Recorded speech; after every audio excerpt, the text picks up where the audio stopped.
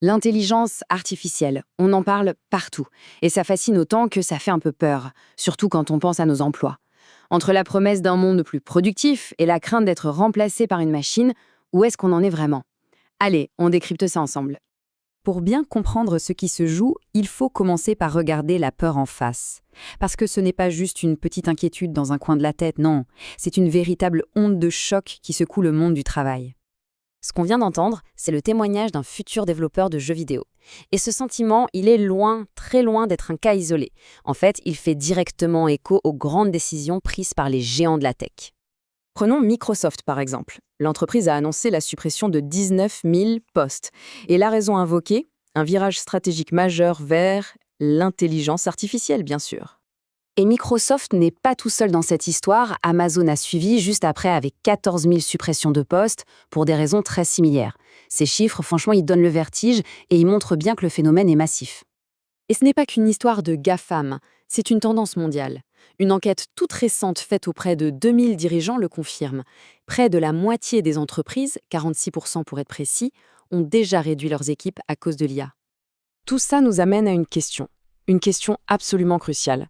Est-ce qu'on est en train de vivre une révolution industrielle comme les autres, ou est-ce que cette fois, il y a quelque chose de fondamentalement différent?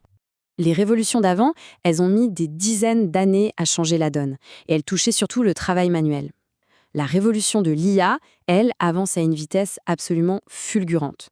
Et surtout, pour la toute première fois, elle vise directement les emplois de bureau, ceux qu'on pensait à l'abri en fait. Et c'est ça le point clé. Pour la première fois, des professions intellectuelles, analytiques, créatives, ce qu'on appelle l'école blanc, se retrouvent en première ligne. On parle de métiers comme juriste, comptable ou même graphiste. Mais est-ce que cette histoire se résume uniquement à des pertes d'emploi?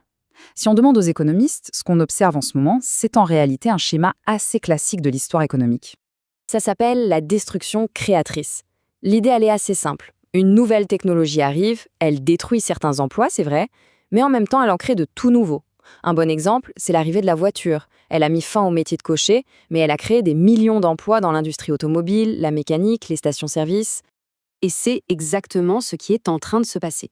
D'un côté, on voit que les postes avec des tâches très répétitives et faciles à automatiser, eh bien, ils commencent à disparaître. On pense aux opérateurs de saisie, aux caissiers, ce genre de métier. Et de l'autre côté, comme le veut la théorie, des métiers complètement nouveaux apparaissent. Ingénieur de prompt, éthicien de l'IA, gestionnaire de la qualité des données. Franchement, qui aurait parié sur ces intitulés de poste il y a 5 ans à peine? Ok, donc des nouveaux métiers émergent. Mais pendant cette transition, comment ça se passe pour celles et ceux qui arrivent à peine sur le marché du travail?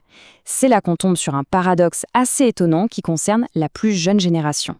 On pourrait se dire que la génération Z, qui a grandi avec un smartphone dans la main, est la mieux armée pour ce nouveau monde. Et pourtant, elle fait face à un défi assez unique, un vrai paradoxe. Malgré cette aisance avec le numérique, les offres d'emploi pour les débutants ont littéralement plongé, de presque 30% depuis le début de l'année 2024. C'est un chiffre qui fait vraiment réfléchir. Et le paradoxe, il est là, noir sur blanc. Une étude a révélé quelque chose d'assez fou. La moitié des employeurs estiment aujourd'hui qu'il est plus simple de former une IA pour des tâches de base que de recruter et former un jeune qui sort de l'école. Cette situation a poussé des chercheurs de Stanford à leur donner un surnom, les canaris dans la mine de charbon. Vous savez, comme ces oiseaux qu'on utilisait pour détecter les gaz toxiques. C'est un signal d'alerte précoce de ce qui pourrait bien attendre tout le monde. Alors, si on ne peut pas arrêter cette vague, la question c'est comment on fait pour ne pas se noyer? Comment on s'adapte? C'est quoi le chemin à suivre pour naviguer dans cette nouvelle réalité? Eh bien, les experts semblent tous d'accord pour dire que la seule solution, c'est l'adaptation. Et ça tourne autour de 3 grands piliers. 1. Il faut réinventer l'éducation en profondeur. 2. Il faut s'engager dans la formation continue tout au long de la vie. Et 3. Absolument essentiel, il faut un vrai dialogue social pour gérer cette transition et calmer les angoisses. Au final, il faut bien comprendre que rien n'est écrit d'avance. La technologie, ce n'est qu'un outil. Le vrai défi, la question qui se pose à nous tous, c'est de savoir si l'IA va nous augmenter, nous rendre meilleurs, ou si on va la laisser nous automatiser.